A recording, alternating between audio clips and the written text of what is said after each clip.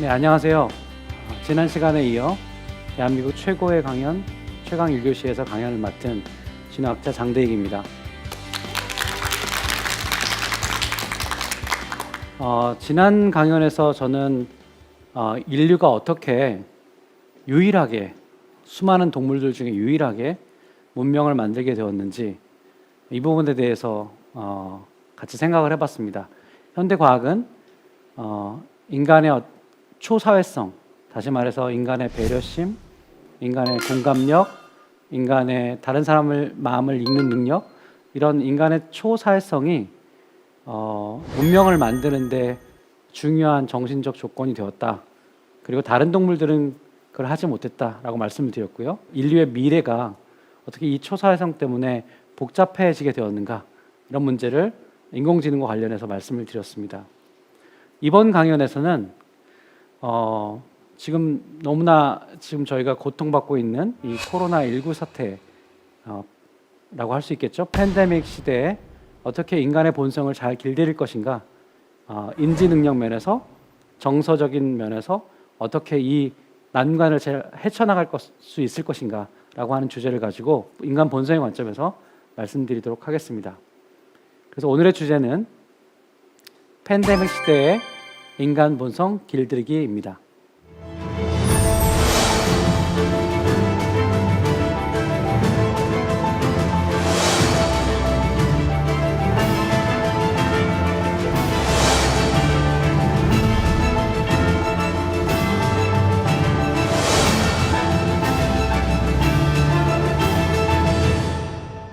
이게 새로운 시대는 아니라고 봅니다.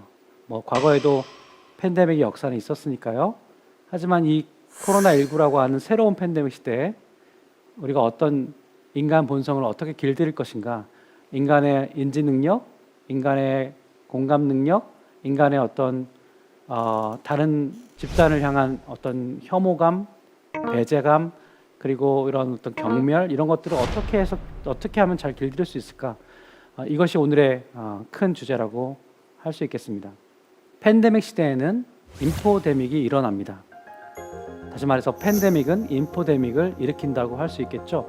여러분, 인포데믹이란 말을 아마 처음 듣는 분도 계실 거예요. 당연히 인포메이션하고 에피데믹이라고 하는 이 단어의 조어입니다.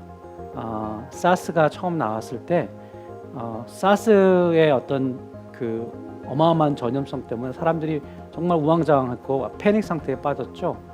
그때 어떤 한 연구자가 특히 잘못된 정보가 막 사람들 사이에 전염됨으로써 사회가 대혼란을 일으키는 거죠. 이것은 바이러스가 혼란을 일으키는 것만큼이나 매우 중요하다고 생각했습니다. 그래서 그때 만들어진 단어가 바로 인포데믹입니다.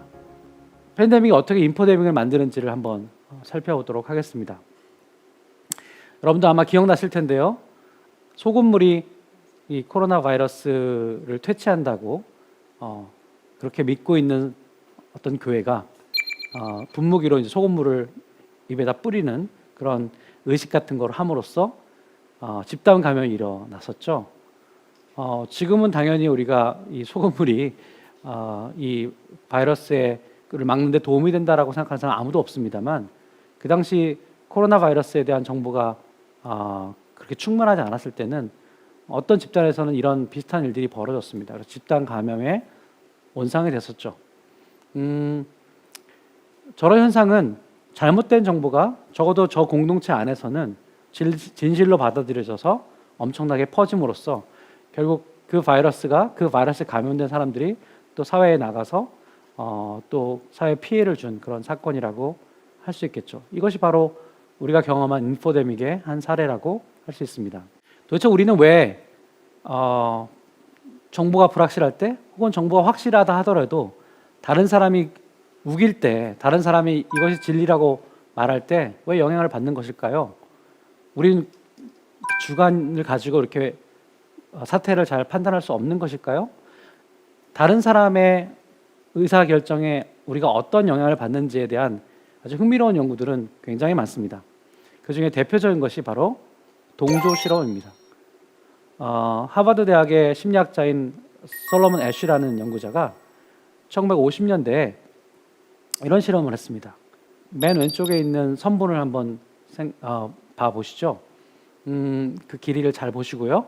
이 ABC라고 써 있는 이 선분의 길이랑 비교를 해보세요. 어떤 길이가 맨 왼쪽에 있는 이 선분의 길이랑 일치할까요? 피험자들이 지금 한 6명, 7명이 그러니까 실험에 들어온 사람입니다. 그래서 선분의 길이를 맞추는 사람들이겠죠.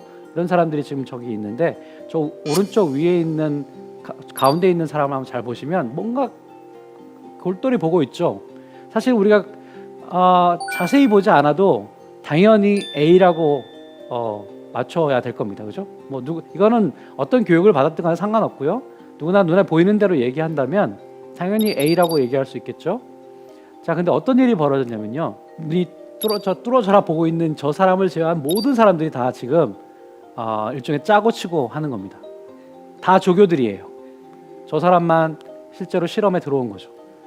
어떻게 했냐면 처음에는 정답을 맞췄습니다. 한 라운드를 돌 때는, 두 라운드 돌 때, 한 세네 라운드를 돌 때는 당연히 선분의 길이에 정확한 길이를 다들 맞췄습니다. 돌아가면서 아무런 문제가 없었어요. 자, 그런 다음에 실험을 어떻게 조작했냐면요. 나머지는 다 짜고 저 사람만 모르게 C라고 얘기한 겁니다. 만약에 이 실험에 대해서는 C라고 얘기한 겁니다. 혹은 B라고 얘기한 겁니다. 자, 그 순간 고민을 하기 시작해요. 사실 이걸 고민할 필요가 뭐가 있겠습니까? 그죠? 여러분들 정상적인 시각을 갖고 있다 그러면 당연히 A라고 맞추셔야 되죠. 근데 놀랍게도 실험의 결과는 C라고 모든 사람들이 주장하는 경우에 적어도 이거 C인 것 같아요 라고 얘기하는 사람들이 70% 정도나 한 번 정도는 적어도 그렇게 얘기했다는 거죠. 놀라운 일입니다. 뭐 망막에 미치는 상을 비교해 보면 자동으로 A라고 얘기해야 될 것 같지 않습니까? 그죠? 그래서 이 연구가 정말 충격적이었고요. 내가 진실이라고 믿고 있어도 다른 사람이 우기면 나도 흔들리는구나 라고 생각하게 됐습니다. 더 재미난 연구는 한 발짝 더 나갔는데요. 지금 여기 이 정답은 A지 않습니까? C라고 막 우기다가 조교가 B라고 이야기하는 사람 조교도 넣어보는 거예요. 자, 그럼 어떤 일이 벌어집니까? 정답을 맞출 확률이 조금씩 올라갑니다. 다시 말하면 모두 다 오답을 주장했을 때는 정답에 이르는 그 비율이 적었지만 오답들을 얘기했을 때는 사람들의 의견이 갈리는구나 하면서 일종의 압력을 덜 받는 거죠. 나의 의사결정이라고 하는 것이 다른 사람으로부터 영향을 받는구나 라고 생각하게 만드는 매우 중요한 고전적인 실험이라고 할 수 있습니다. 우리는 영향을 받는 사람들입니다. 아무리 자기가 똑똑해도 그 주변 사람들이 어떤 의사결정을 하는지를 듣는 순간 우리는 흔들리게 되는 거죠. 이걸 막 자꾸 흔들리고 굉장히 다른 사람들에 따라서 막 자기 의견을 이랬다 저랬다 바꾸는 사람 우리가 뭐라고 하죠? 예, 전문용어로 팔랑귀라고 하죠, 그죠? 예, 우리는 기본적으로 팔랑귀예요. 사실 이 실험이 말이 되는 얘기는 누가 뭐라고도 A야. 저 경우에는 분명히 그렇게 대답을 해야 됩니다만 사실 실제는 그렇지 않죠. 우리 삶에서 굉장히 불확실한 요소가 많을 겁니다. 그래서 남에게 영향을 받는다는 것은 그것은 일종의 적응적인 거예요. 전혀 영향을 받지 않는다? 독불장군으로 혼자 결정한다? 이것도 좋은 건 아닙니다. 남의 영향을 받고 남들이 어떤 판단을 하는지, 특히 불확실한 상황에서 남들이 어떻게 하는지에 영향을 받는다는 것은 그것 자체로 잘못된 거라기보다는 그것을 잘 활용해야 되는 거죠. 네. 잘 귀를 기울여야 되는 겁니다. 그렇지만 이제 문제는 뭐죠? 그 남들이 어떤 사람들인가, 어떤 의사결정을 하는 사람들이 내 주위에 둘러싸여 있는가, 어떤 관계를 맺고 있는가, 내가 얼마만큼 강하게 다른 사람에게 영향을 받는가, 이게 되게 중요하다는 얘기죠. 자, 이런 동조 현상은 실제로 우리 팬데믹 한 상황에서 아주 전형적으로 잘 드러났습니다. 우리가 지금 마스크 때문에 힘들어하진 않아요. 마스크 구입 때문에. 하지만 조금 전만 생각해 보면 우리나라도 마스크를 구입하기 위해서 엄청나게 긴 줄을 섰고요. 그리고 꼭 굳이 오늘 사지 않아도 되는데 오늘 가서 막 왜 못 사냐고, 왜 나한테 안 파냐고 그렇게 소리 질른 적도 있었습니다. 이것은 일종의 불안감일 수도 있어요. 이 불확실한 상황에서 마스크를 꼭 써야 되는데 내가 마스크가 없거나 적기 때문에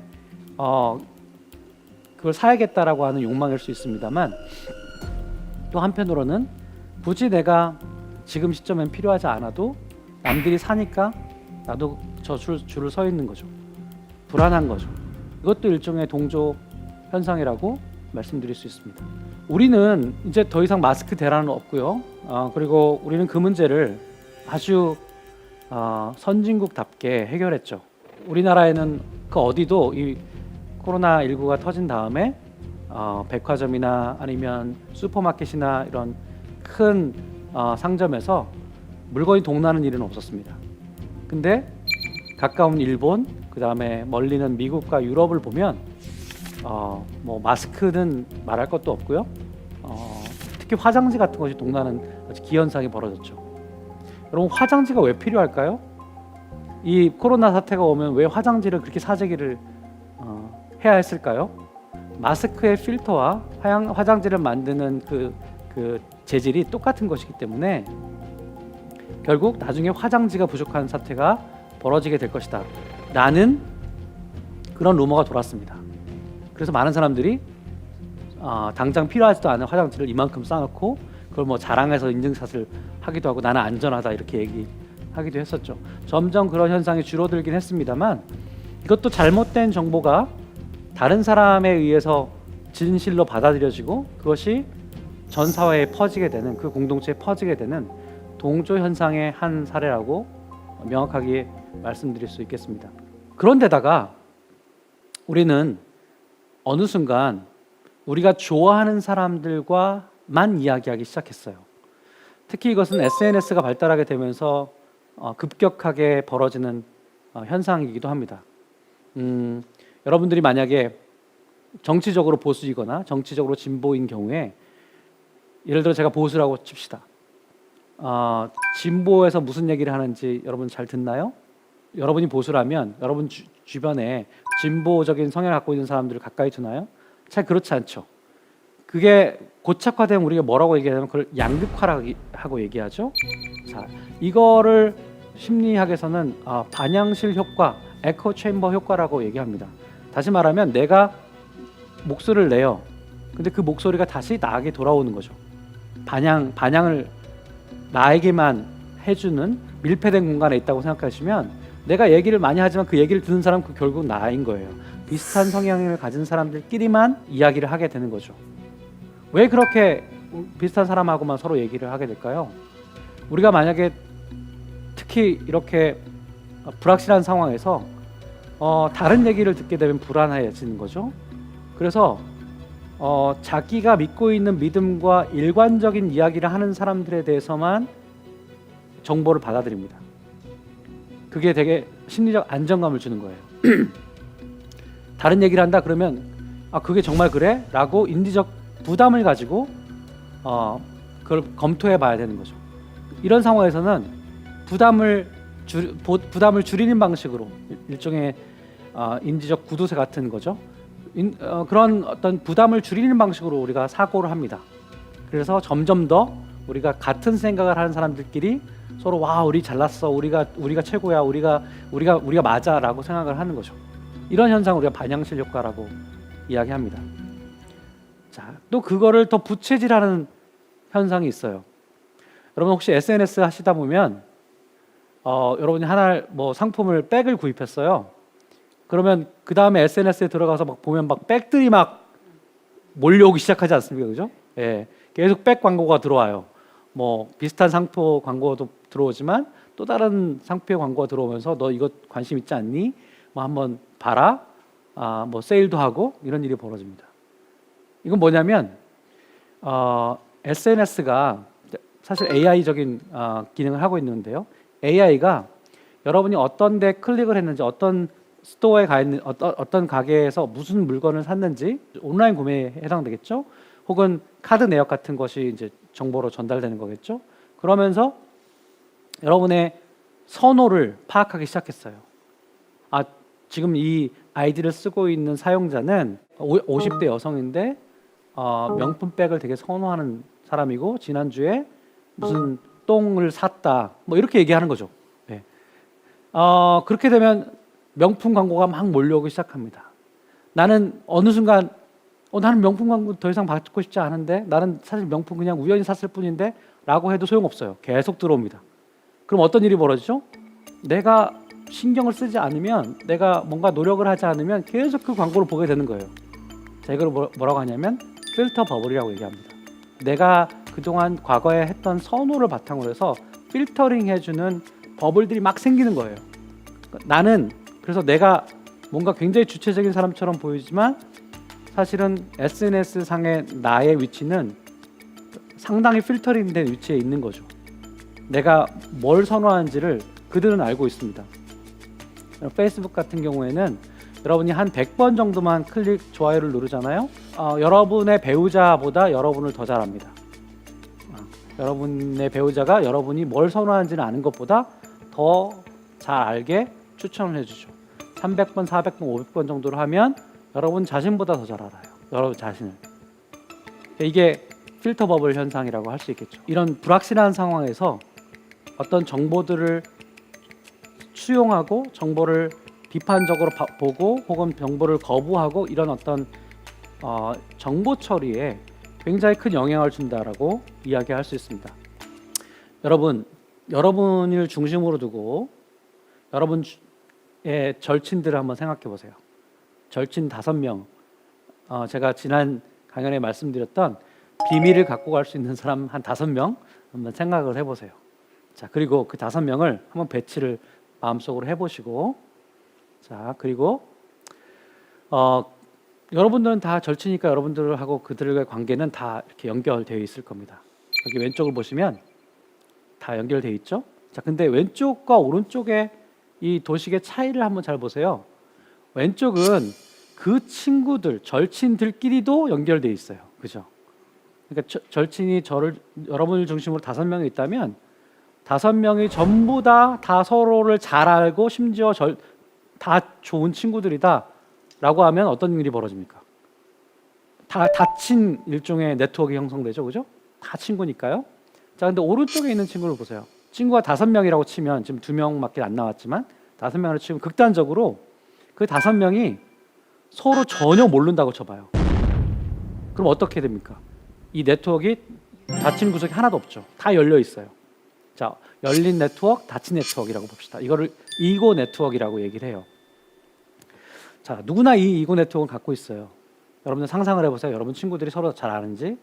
자, 오른쪽에 있는 친구는 서로 친구들끼리 모른다고 말씀드렸잖아요. 사실 생각해보면 조금 이상한 사람이죠. 여러분이 절친이 있어요. 근데 여러분은 하고 절친인데, 절친인 친구가 5명인데 그들끼리는 전혀 모른다? 이거는 약간 비밀 생활을 하는 사람처럼 보이죠. 그죠? 대부분 어떻습니까? 내가 친구면 이 친구도 이 친구한테 소개시켜 주잖아요. 그래서 진짜 대체로 보면 반쯤 닫혀 있고 그럴지도 몰라요. 자, 근데 극단적으로 완전히 닫힌 네트워크하고 그다음 완전히 열린 네트워크를 한번 상상해 봅시다. 자, 제가 한번 질문해 볼게요. 어떤 경우에 어떤 네트워크를 갖고 있는 사람이 이세돌 알파고 대구에서 알파고가 승리할 거를 예측했을까요? 정답을 맞추게 됐을까요? 일어나지 않은 사실에 대해서. 예, 그렇습니다. 네트워크가 활짝 열린 사람, 이런 사람들일수록, 이런 네트워크를 가진 사람들일수록 실제로 일어나지 않은 사실에 대해서 정답을 맞출 확률이 높았습니다. 여기서 네트워크의 밀도라고 하는 것은요, 네트워크가 활짝 열린 사람은 네트워크의 밀도가 되게 낮은 사람이고요, 네트워크의 밀도가 되게 높다라고 하는 것은 닫힌 친구들끼리 서로 다 아는 그러한 네트워크를 가진 사람, 알려지지 않은 사실, 앞으로 일어날 사실을 잘 모르겠는 이 불확실한 상황에서 어떤 네트워크를 가진 사람일수록 더 정답에 이를 확률이 높으냐면 저희 연구에서는 네트워크의 밀도가 낮은 사람일수록이었어요. 자, 이게 무엇을 의미할까요? 네트워크의 밀도가 낮은 사람들은, 다시 말해서 활짝 열린 네트워크를 가진 사람들은 그 5명 친구들이 전부 다 자신에게 다른 혹은 다를 수 있는 일종의 정보를 주는 겁니다. 그죠? 서로 다른 정보를 줄 수 있는 거예요. 왜냐하면 서로는 모르니까 서로에게 영향을 받지 않는 사람들이에요. 자, 근데 그거에 비해서 네트워크의 밀도가 되게 높은 사람, 가장 높은 사람, 다시 말해서 내 친구들인데 그 친구들끼리 서로 다 아는 그룹을 갖고 있다. 그럼 어떻게 되냐면 사실은 5명이 나한테 인풋을 주지만, 나한테 입력을 주지만, 사실 그 입력이라는 것은 단 하나죠. 거의 하나일 확률이 높아요. 왜냐면 다 똑같은 친한 사람이니까 의견을 일치가 될 확률이 높죠. 자, 그래서 우리가 어떤 동조 현상이 일어나려면 이런 네트워크의 밀도가 되게 높은 사람일수록, 다시 말해서 네트워크가 굉장히 촘촘하게 서로 연결돼서 서로가 서로를 너무너무 잘할 때 사실은 동조 현상이 더 잘 일어날 수 있다. 그래서 잘못된 길로 확 결과를 내릴 수 있다라고 하는 결론을 낼 수 있는 겁니다. 주변에 왜 사람들은 되게 많이 따라다녀요. 정치인들 중에 왜 소위 말해서 가신 집단을 갖고 있는 사람들 있잖아요. 막 그 사람이 움직이면 막 수많은 사람들이 막 뒤에 따라다닙니다. 뭐 어디 TV 출연했다 그러면 막 준비팀이 너무 많아요. 자, 그런 사람들 중에 적잖은 사람들이 정말 일반인들과는 정말 다른 말도 안 되는 현실 인식을 가질 때가 되게 많아요. 우리는 다 힘들어 죽겠는데 그 사람 그걸 못 느껴요. 특히 정치인들 중에 그런 사람들이 많죠. 근데 그거는 왜 그럴 수밖에 없냐면 자기 주변에 있는 친구가 많은 게 중요한 게 아니라 얼마나 다양한 인풋들을 줄 수 있는 친구들이 많냐가 중요한 건데, 그 얘기는 네트워크가 열려 있는 사람일수록 그런 사람들인 거예요. 근데 네트워크가 닫힌 사람들은 200명이 모여도 똑같이 서로에게 서로 너무너무 잘 알기 때문에 의견이 일치된 거예요. 그러니까 200명이 인풋을 줘도 하나의 인풋이 들어가는 겁니다. 그래서 이게 뭐 정답인 인풋을 준다라고 했을 때는 문제가 안 되지만, 불확실한 상황에서는 정답이라는 것은 우리가 잘 모르는 거잖아요. 그때 벌어지는 일은 완전히 재앙이 일어날 수 있는 거죠. 완전히 이상한 의사결정을 하는 겁니다. 주변에 사람들이 얼마나 많은가, 네트워크가 얼마나 큰가를 가지고 사람들이 주로 많이 생각을 하는데, 사실은 네트워크에서 밀도가 중요하다는 이야기를 해볼 수 있는 겁니다. 서로가 얼마나 서로를 잘 알고 있는가. 이렇게 불확실한 정보들이 막 돌아갈 때는 사실은 다른 이야기를 하는 사람들 이야기를 잘 들어봐야 되죠. 왜냐하면 그런 불확실한 상황일수록 확증 편향이라는 게 나타납니다. 자기 자신의 이론과 자기 자신의 믿음과 일관적인 믿음들만을 받아들여요. 현실에는 반대 사례가 있어도 무시하게 됩니다. 그거를 막을 수 있는 방법은 바로 이렇게 자기 주변의 네트워크를 잘 봐야 되는 거죠. 그래서 이런 제안을 하고 싶어요. 인포데믹을 방지할 수 있는 한 가지 방법은 여러분 네트워크를 한번 떠올려 보세요. 여러분 친구들을 떠올려 보세요. 친구들이 얼마나 다양한 친구들인가, 얼마나 서로에 대해서 한 가지 의견을 내는 사람들인가, 아니면 너무너무 친해서 뭐 더 이상 이견이 없는 그런 건가, 아니면 조금씩 다 다른 사람들이 내 주변에 있는 거. 만약에 너무나 똑같은 사람이 있다 그러면 여러분 잘못된 판단을 할 확률이 높은 거예요. 그럴 때는 그 네트워크를 뭐 버리라는 얘기는 아니고 그 네트워크 말고 다른 네트워크를 좀 가질 필요가 있는 거죠. 다양한 의견을 들을 필요가 있는 겁니다.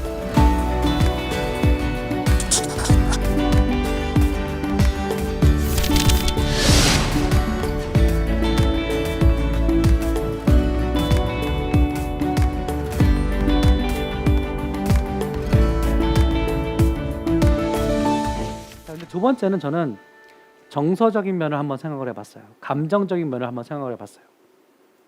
그래서 저는 인포메이션 정보의 에피데믹, 그래서 인포데믹, 정보 감염병이라고 한다면 그것과 대조를 이뤄서 이모션 에피데믹, 정서 혹은 감정 전염병, 감정의 집단 전염, 이걸 제가 이모데믹이라고 얘기를 해봤습니다. 뭐 이거는 그냥 제가 한번 붙여본 이름이에요. 다시 말해서 팬데믹은 인지 편향을 증폭시킬 뿐만 아니라 우리의 정서의 편향을, 정서의 부정적 정서의 집단 감염을 일으킬 수 있다. 이 말씀을 좀 드리려고 합니다. 자, 우리 인류의 역사는 감염병하고의 투쟁사입니다. 우리가 뭐 그 전염병으로부터 이겨냈기 때문에 아직 멸절하지 않은 것뿐이지, 사실은 우리의 인류의 역사를 보면 감염병이 이 전염병이 이 병원체가 들어왔을 때 이 동네가 쑥대밭이 되고, 그죠? 인구의 막 3분의 1이 날아가고 그런 역사들이 있어요. 그 얘기는 무슨 얘기냐면 우리가 진화하는 과정에서 병원체라는 것은 우리에게 늘 도전이 됐다는 거죠. 그래서 우리는 뭘 진화시켰죠? 맞습니다. 면역 체계를 진화시켰어요. 그래서 우리 항체 반응을 일으키죠. 항원이 들어오면, 그죠? 항체 반응을 일으켜서 우리가 다음에는 그 병원체가 들어왔을 때라도 큰 손상을 입지 않고 살아갈 수 있어요. 지금 우리도 코로나19가 그런 항체 반응이 어떤 건지 우리가 정확하게 지금 알지 못하기 때문에 우리가 백신을 못 만들고 있는 이유 중에 하나잖아요. 자, 그거 만들면 뭐 좋지 않느냐? 하지만 너무나 이 감염병이 우리를 계속해서 여러 번 반복적으로 우리를 위협할 때는 몸속에 있는 항체 반응만으로는 사실은 조금 부족합니다. 어떻게 되냐면 항체 반응 뭐예요? 일단 들어왔을 때 우리가 반응하는 거죠. 들어왔을 때 일종의 사후 장치예요. 근데 사전 장치가 필요할 수도 있죠. 다시 말하면 감염병에 들어오기 전에 차단해 버리는 게 가장 좋잖아요. 자, 그런 거를 뭐라고 하냐면 행동 면역계라고 합니다. 행동 면역. 우리가 그 원인으로부터 일단 회피하고 보는 거예요. 그러니까 감염병들이 막 창궐을 한다, 전염병이 창궐한다라고 하면 우리는 어떻게 반응하냐면 일단 조심하죠. 일단 조심하고요. 일단 피해요. 감염병인 것처럼 보이고 감염병의 원인인 것처럼 보이는 것들부터 피합니다. 이런 행동 면역계가 작동하는 거죠. 혐오가 일어나고 심지어 배제도 일어나고 그리고 경멸도 일어나요. 우리는 누군가를 경멸한다. 뭐 감염병을 경멸하는 거는 아무런 문제가 없습니다만 감염병에 걸린 사람을 경멸한다. 이거는 사회적 문제가 되는 거예요. 근데 제가 오늘 지금 말씀드리고자 하는 것은 그 경멸의 감정 자체가 잘못된 건 아니라는 거예요. 그건 그냥 자연적으로 우리가 반응하는 거예요. 자, 그걸 이제 어떻게 우리가 추스릴까가 문제인 거죠. 우리가 누군가가 코로나19에 걸렸다. 그러면 정말 노력을 해야지 그 사람한테 접근할 수 있습니다. 그렇지 않으면 일단 떨어져 있고 싶죠. 이게 자연스러운 반응이라고, 그거를 여러분들이 죄책감을 느낄 필요는 없다는 말씀을 먼저 드립니다. 그럼 자연스러운 반응이에요. 하지만 그 문제를 해결하려면 그렇게 혐오나 경멸이나 배제만으로는 안 된다는 말씀을 또 드리려고 하는 겁니다. 자, 이게 행동 면역계예요. 그리고 그 행동 면역계의 작동은 우리가 수렵 채집, 그다음 농사를 지으면서 또 지금 현대 와서도 지금 작동하고 있는 것입니다. 연구를 보면 실제로 전염병이 창궐한다는 그런 정보를 주잖아요. 그럼 사람들이 어떻게 생각하냐면 노인들, 신체 장애인들, 그다음에 외국인들, 심지어 비만인 사람에 대해서도 혐오가 올라갑니다. 지금 그 혐오가 옳다 그르다 문제가 아니에요. 지금 그럴 때 실제로 사람들이 어떻게 반응하는지를 팩트를 말씀드리면 심지어 비만인 사람들에 대해서도 혐오감이 올라가요. 왜 그럴까? 뭐 노인들이나 신체 장애인들한테 혐오감이 생기는 거는 좀 다르게 생겼으니까 뭐 그럴 수도 있겠다. 전염병에 취약해 보인다. 그러니까 나한테도 옮을 수 있겠지, 옮길 수 있겠지. 이렇게 해서 합리적 이유가 있는 것처럼 보이는데 비만은 뭐냐? 연구에 따르면 비만도 다르게 생겼다는 거예요. 소위 말해서 정상적인 분포와 다르다고 느끼기 때문에 사람들이 심지어 비만인 경우에도 사실 전염병과 상관없는데도 혐오감이 일어난다는 겁니다. 또 이런 연구도 있어요. 실제로 전염병이 창궐한다라고 얘기해놓고 여러분의 어떤 정치적 성향을 테스트해 보니까 복도에서 한쪽은 그냥 적게 했어요. 자기의 정치적 성향이 어떤 거, 진보인지 보수인지를 테스트할 수 있는 문제가 있습니다. 그다음에 한 곳에는 똑같은 문제인데 그 문제를 그 문항지에 답을 하는 과정에서 뭘 보여줬냐면 손 소독제를 보여줬어요. 손 소독제를 보는 순간 사람들이 지금 청결이 되게 중요하구나 생각한 다음에 이 보수적인 성향이 더 증가하는 것을 연구 결과가 있습니다. 그러니까 지금 감염병이 창궐하고 있다, 전염병이 창궐하고 있다라고 하는 이 큐가 사람들로 하여금 정서적인 엄청난 변화를 준다는 말씀을 제가 드리려고 하는 거예요. 자, 이제 행동 면역계에 대해서 아시겠죠?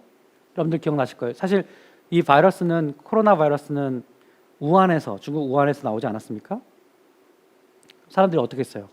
중국에 대해서 혐오감이 생기죠. 실제로 우리나라에도 중국인들에 대한 혐오감이 생겨났습니다. 없던 거였어요. 혹은 간과된 거였어요. 혹은 눌려있던 거였어요. 근데 코로나19가 점점 전 세계의 팬데믹이 되면서 중국인들에 대한 혐오가 일어났는데, 예를 들면 중국이라고 그 단어를 떠올리게 하면 사람들이 감염되다, 심각하다, 공포, 안타깝다, 뭐 이런 단어들을 생각해낸다는 거예요. 그 다음에 여러분, 짱깨라는 표현이 얼마나 사실은 이 해서는 안 될 말이잖아요. 우리가 어딜 갔는데 우리 보고 야, 눈 찢어진 동양인들 이렇게 하면 너무 기분 나쁘지 않습니까? 차별의 언어인데 우리가 중국인을 차별할 때 짱깨라는 용어를 즐겨 써요. 사실 안 좋은 겁니다. 잘못된 건데, 사실은 평상시에는 그렇게 누가 쓴다 그러면 야 그런 용어 쓰면 어떻게 해? 배운 사람이 그렇게 눌렀을 거를 지금 중국으로부터 바이러스가 오니까 사람들이 막 그걸 쓰기 시작합니다. 외국인에 대한 혐오가 늘어나는 거죠. 그리고 인종주의가 실제로 작동하고 있습니다. 지금 서양에서는 동양인에 대한 혐오가 굉장히 늘어났고요. 그래서 예를 들면 런던에서 어떤 싱가포르에 있는 어떤 학생이, 유학하고 있는 학생이 길거리 가다가 저렇게 얻어맞았어요. 근데 저 가해자들을 보세요. 가해자들이 원래도 저렇게 이렇게 막 동양인들 패고 다니고 그랬던 애들은 아니에요. 하지만 이런 상황에서 뭔가 인종주의가 막 너무나 자연스럽게 받아들여지죠. 그런 감정이 올라옵니다. 쟤들 때문에 그랬다는 거, 쟤는 우리가 다르다는 거, 우리와 그들이라고 하는 이 이분법이 엄청나게 지금 이렇게 방아쇠가 당겨진 거라고 볼 수 있습니다. 그래서 저는 이거를 이모대목이라고 부르고자 합니다. 감정의 집단 전염 같은 거죠. 우리와 그들을 구분하는 것은 사실은 너무 자연스러운 겁니다. 실제로 뭐 병원체들이 막 창궐하고, 그래서 전염병, 그 다음에 감염병 이런 것들이 막 늘어날 때 만약에 외부에서 오는 사람들을 아무런 규제 없이 그냥 받아들이기 시작하면 실제로 병원체를 달고 올 수 있으니까요. 그럼 어떤 일이 벌어지면 우리 공동체도 다 망할 수가 있어요. 그래서 사실은 감염병이 창궐했을 때는 그 우리와 그들을 구분하는 그 구분법이 훨씬 더 날카로워집니다. 그런 연구들도 있어요. 그러니까 실제로 그런 전염병들이 창궐한 지역일수록 집단성이 강합니다. 자, 그런 연구를 있는데, 그러니까 우리와 그들을 구분하는 건 어쩌면 수렵채짓기, 농사 지으면서 잘 적응된 우리의 어떤 정서적인 하나의 반응일 거예요. 근데 문제는 우리가 그렇게 하는 순간 글로벌리 다 연결되어 있고, 그죠? 누군가를 지금 인종적으로 차별하게 되는 경우에 우리가 다 부메랑을 맞죠? 그러면 우리가 이 글로벌한 시대를 살아가는 우리의 문법이 아니에요. 우리의 규범이 될 수가 없어요. 그러다 보니까 문제를 일으키는 겁니다. 그래서 이 감정의 집단 전염을 어떻게 해결할 것인가, 이거 굉장히 중요한 숙제인 것이죠. 자, 그래서 저는 우리 인간의 어떤 생각의 작동들, 우리가 어떤 식으로 의사결정을 하는지에 대한 좀 잘 확립된 이론을 볼 필요가 있다고 생각합니다. 여러분, 다니엘 카네만이라는 연구자가 계세요. 교수님이 계신데 프린스턴 대학에 있는 노벨 경제학상을 받은 인지심리학자입니다. 이분이 지난 30-40년에 인지심리학의 연구를 종합을 해서 인간의 사고는 어떻게 일어나는가, 어떤 식으로 우리가 thinking, 사고하는가, 이런 연구 결과를 책으로 하나 묶으셨어요. 이 책 이름이 Thinking Fast and Slow인데 우리나라에서는 생각에 관한 생각으로 번역되어 있습니다. 이 책에 보시면 인간의 사고는 두 가지 시스템을 굴러간다는 겁니다. 시스템 1과 2가 있는데, 시스템 1은 직관과 감정 같은 거예요. 그러니까 어떤 의사결정을 할 때 빨리, 뭐 틀릴 수 있지만 굉장히 빨리 작동하는 거죠. 그래서 정서도 거기에 작용하고 있고요. 근데 그 빠른 작용이 있는 반면에 시스템 2는 뭐냐면 되게 이성적으로, 그리고 합리적으로 굉장히 시간이 오래 걸리는 과정이라는 거예요. 시스템 1, 2를 우리가 다 갖고 있다는 겁니다. 하나만 갖고 있는 게 아니라 그래서 어떤 경우에는 되게 빠르게 의사결정을 하지만 그때 의사결정이 틀릴 수 있어요. 하지만 빨리 해야 되는 게 유리할 때가 있죠. 예를 들어 여러분들이 밤에 긴 물체를 하나 봤다고 생각해 보세요. 막 그리고 잠깐 빛나요. 그럼 어떤 일이 벌어집니까? 당연히 놀래고 보죠. 뱀일 수 있거든요. 근데 자세히 보니까 이렇게 한 5분 동안 보니까 뱀이 아니에요. 그럼 뱀이 아니구나 하고 그냥 가면 돼요. 조금 시간 낭비했지만. 자, 근데 실제로 뱀이라고 생각해봐요. 5분 동안 내가 뱀이네 라고 말하기도 전에 물려 죽어요. 그죠? 다시 말하면 빠른 작동, 직관적으로 정서가 막 일어나는 과정이 우리에게도 필요한 거예요. 그것이 실제로 정확하지 않더라도 그 과정이 우리에게 빠른 결정을 내림으로써 생존과 번식에 도움이 되는 그런 시스템 1이라는 것이 존재한다는 거죠. 시스템 1, 2가 다 우리에게 있습니다. 둘 다 필요해요. 자, 근데 대부분은 우리가 시스템 1을 씁니다. 다시 말하면 우리가 머리를 잘 안 쓴다는 거예요. 우리가 그냥 감정적으로 대응한다는 겁니다. 이게 빠르니까요. 그리고 즉각적이니까요. 인지 부담을 줄여주는 거니까요. 아까 뱀이라는 상황을 생각해 보세요.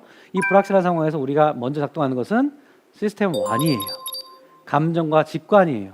그러니까 배운 사람들도 우리 같이 교양 있는 사람들도 사실 이런 팬데믹이 오면 외국인 혐오하고요. 그 다음에 비만인 사람 싫고요. 이런 일들이 자연스럽게 막 일어나는 거예요. 자, 이때 정신을 똑바로 차려야 됩니다. 이게 시스템 1의 작동이구나 라는 사실을 여러분들이 이해하셔야 돼요.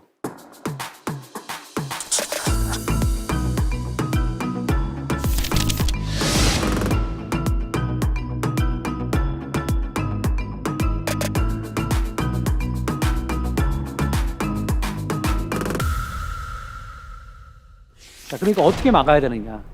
이게 되게 중요한 이제 앞으로 우리가 생각해 봐야 될 결론이겠죠. 자, 다시 공감으로 한번 얘기를 해봅시다.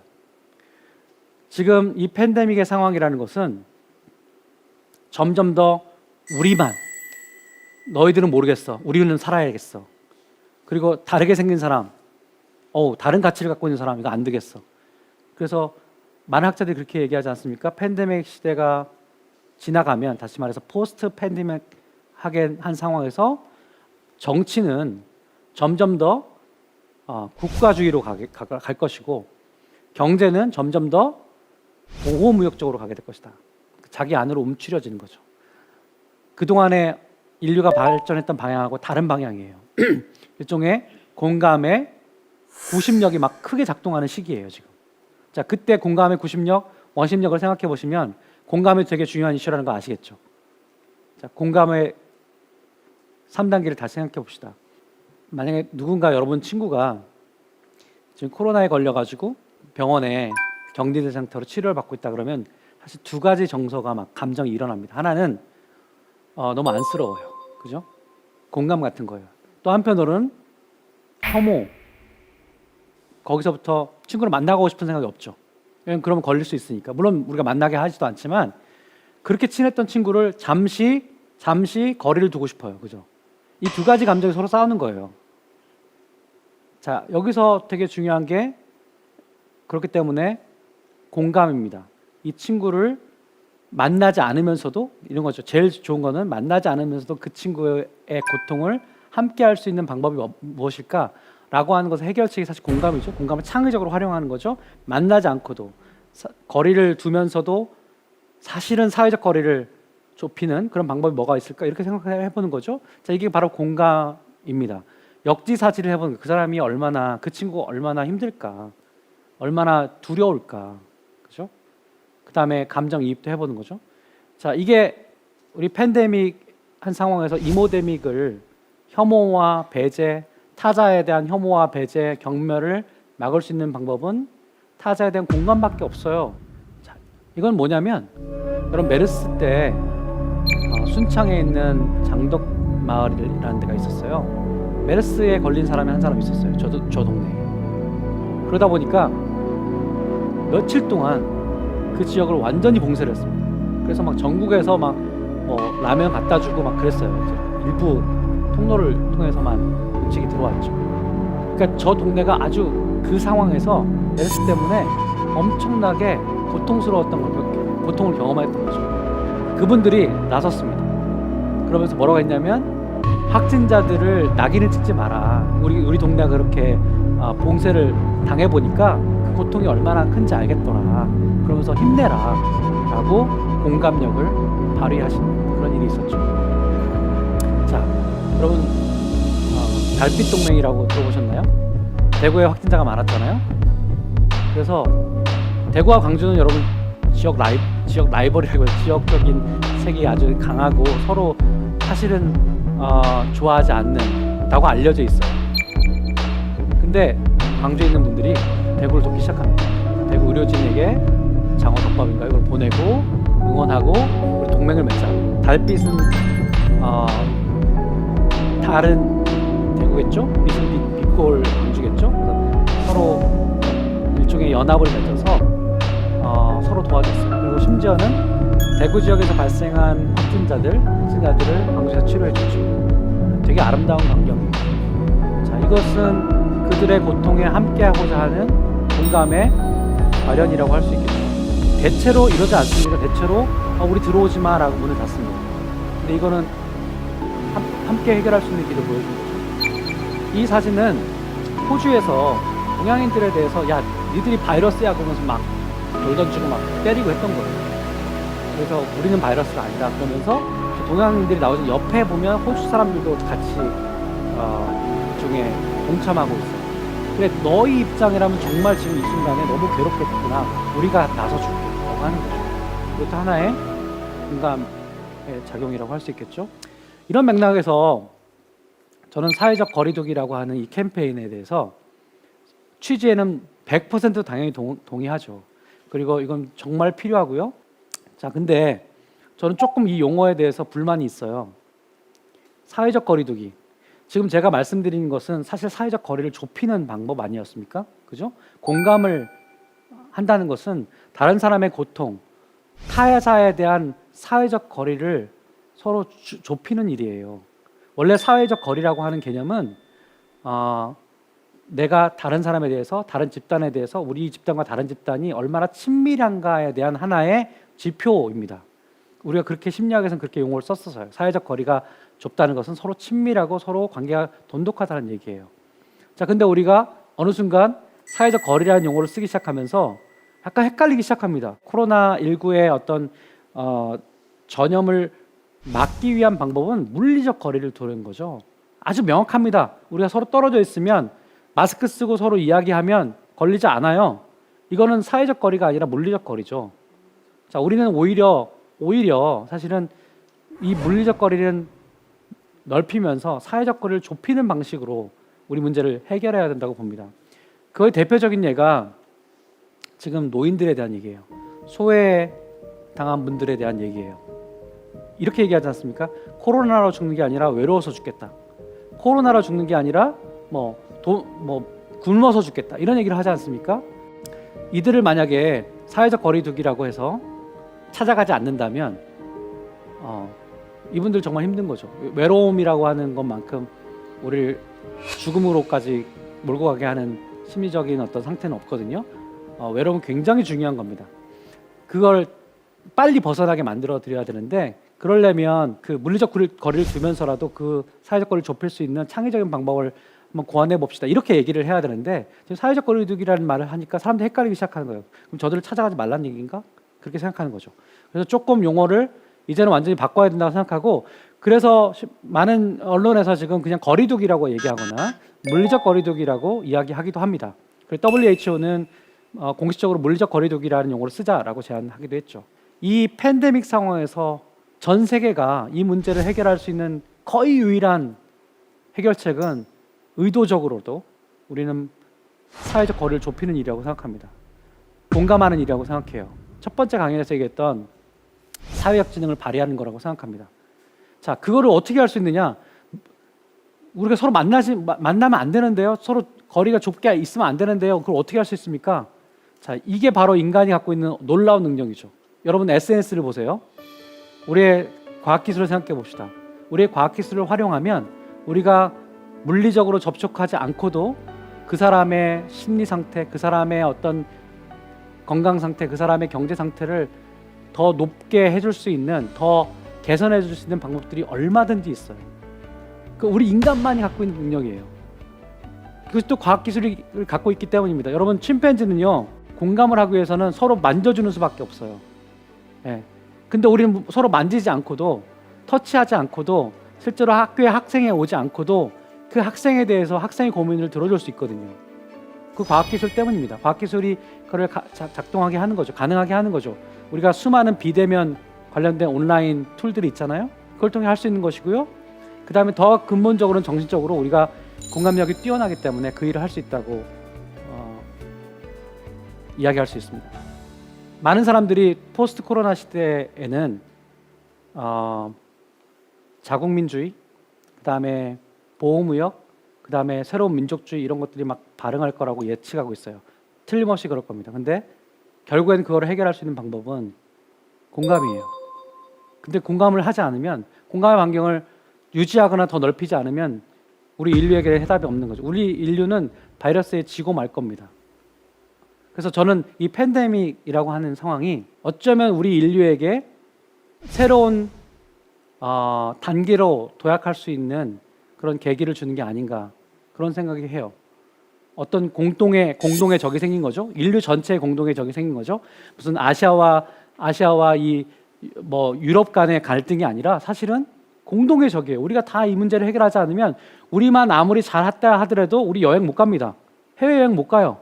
미국이, 유럽이 계속해서 확진자들을 양산해낼 때 우리만 잘한다고 할 수가 없는 거예요.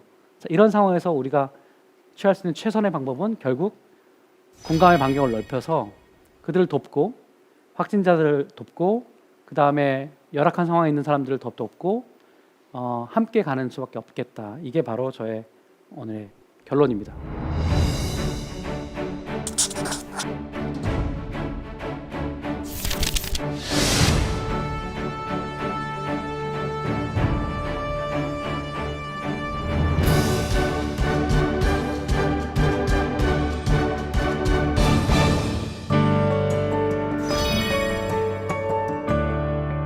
팬데믹을 이길 힘은 공감 능력이다. 이렇게 말씀드리고 싶은데요. 이제 점점 더 좁아지고, 점점 더 우리끼리만 챙기게 되고, 점점 더 뭔가 이기적이 되는 그런 집단 상황이 펼쳐지게 될 텐데, 그건 답이 아닌 거죠.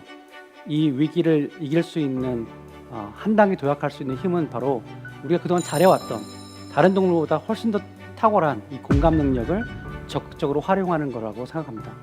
네, 지금까지 대한민국 최고의 강연 최강 1교시 장대익이었습니다. 고맙습니다.